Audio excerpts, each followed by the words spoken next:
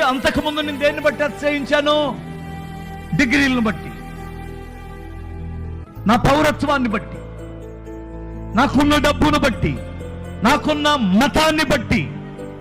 నా మతము కంటే నా క్రీస్తు గొప్పవాడని గ్రహించాను. నా డిగ్రీల కంటే క్రీస్తు గొప్పవాడని గ్రహించాను.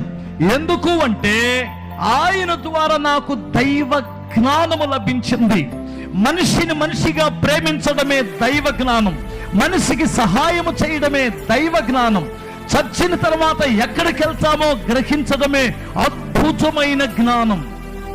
చూడండి, చాలా మందికి చచ్చిపోయిన తర్వాత ఎక్కడికి వెళ్తామని అడిగితే ఈ జ్ఞానం లేదు. ఎవరితో చచ్చాడు అబ్బాయి?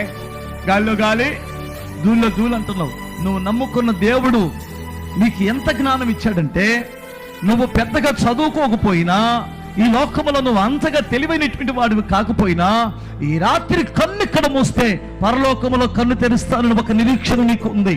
ఇది కదా జ్ఞానం అంటే.